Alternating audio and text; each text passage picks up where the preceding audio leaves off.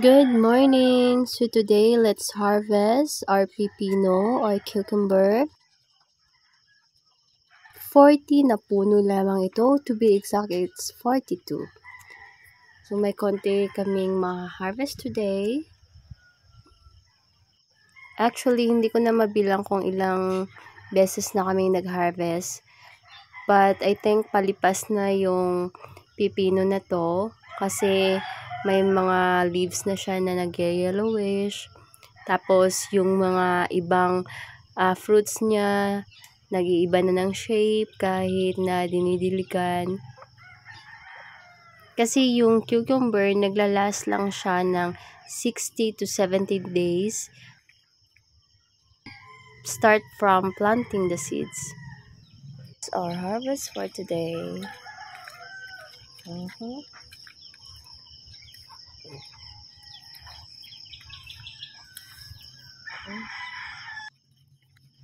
Dito naman tayo sa sitaw. Yung sitaw namin, konti lang. Less than 300 lang siya. Tapos, in this plat, mix siya ng Verdana variety and Negro Star. So, yung Negro Star is green, tapos yung Verdana is puti.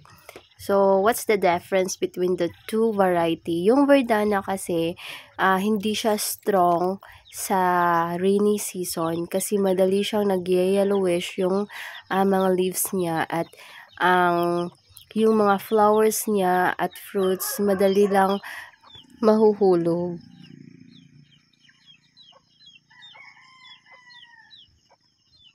Kaya konti lang yung naproproduce niya na fruits during rainy season kasi hindi siya stronghold. Pero meron namang mga fertilizer para kumapit yung mga flower at bunga. Kaya lang, in our area is mahangin talaga siya. Pero hindi pa ako nakapag-fertilizer ng calcium kasi laging umuulan.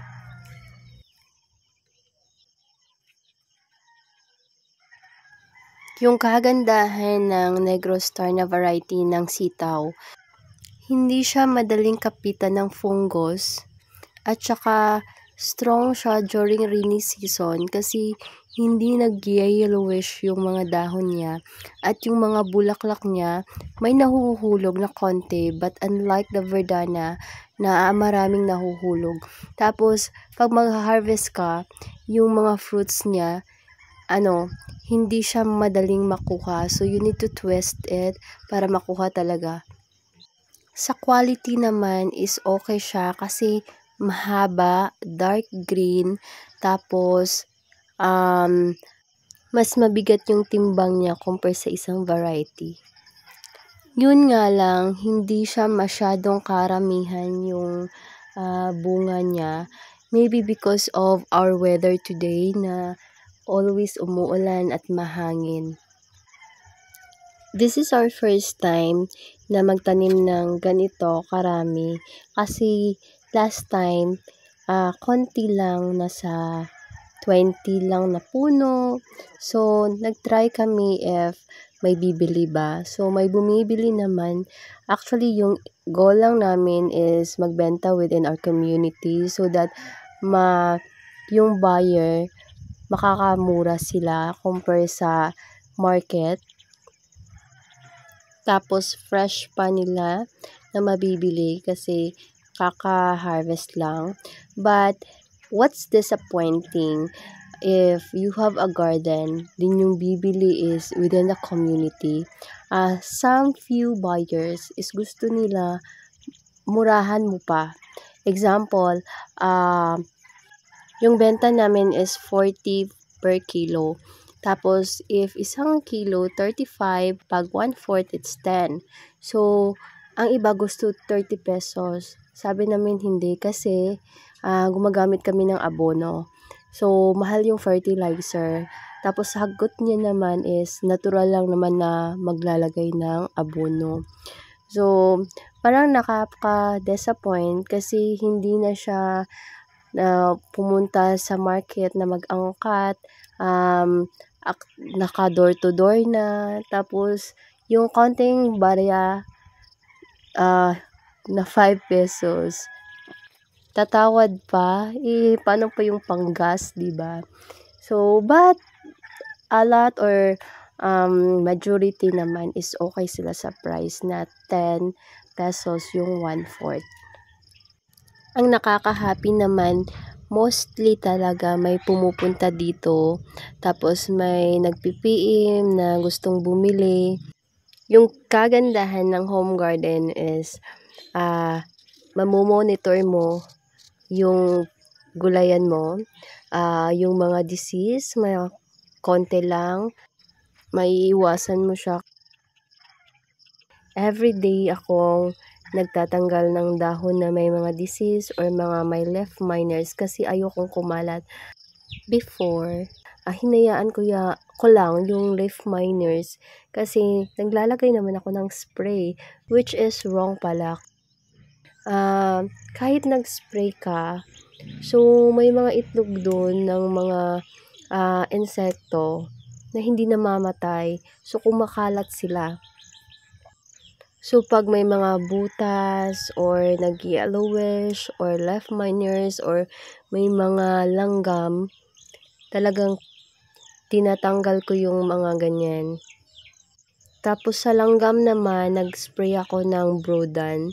It's 100 pesos, 126 I think, yung 100 ml. Mura siya, but effective.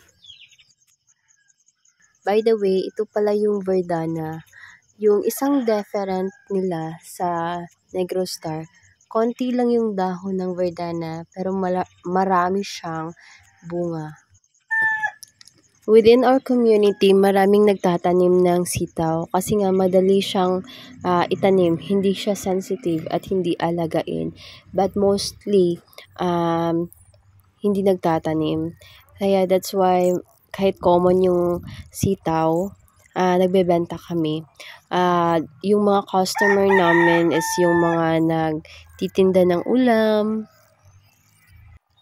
The best thing to have a garden, yung stress reliever mo talaga siya. Yung time mo na wala kang ginagawa before, nagiging busy ako because of the garden. Tapos, sometimes it's stressful, especially pag may mga insekto. Ang daming insekto na lumalabas during rainy days. Before, I was stressed, but ngayon, hinahayaan ko na sila. Kasi nga, 'di ba, kung more on organic ka, so, yan yung sign ng more on organic ka, may mga insekto. Pero kung more on spraying, insecticide, and pesticide, talagang hindi naman na zero, kundi meron pa konti-konti. Hindi naman mapi-perfect yun. Tapos kahit home garden lang siya, gumagamit kami ng plastic mulching. Ang laking tulong niya because we do manual weeding before. So ngayon hindi na, yung sa daanan na lang tinatanggal namin. Then yung color gray ng plastic, nagtataboy din siya ng ibang insekto. So it's a big help for us. Ito yung unang tinanim ko. 8 puno lang siya kasi kami lang naman yung kumakain. Kaya lang may bumibili kaya dinamihan ko. But yung goal namin next month is more pipino pa. And then ampalaya, sili at talong. So hopefully sana this month makapag-transplant na kami para November to December harvest. Praying for good health and good weather para matuloy yung mga plano namin sa aming munting garden. Nakakatuwa tong pipino na to kasi 4 na beses akong nag-harvest ng kambal na bunga. So, ang lalaki. Yung ½ kilo yung isa kasi nga kambal sila. Yung akala ko na hindi mabebenta, ang daming naghahanap ngayon ng pipino dito sa aming area. Pero hindi naman kasi lahat na gustong kumain kasi nga ayaw nila ng lasa. Pero may iba din na gusto talaga. Kaya next time, dadamihan pa para makapag-supply kami sa gustong bumili kasi kinukulang. Thank you for watching. Till next time. Bye!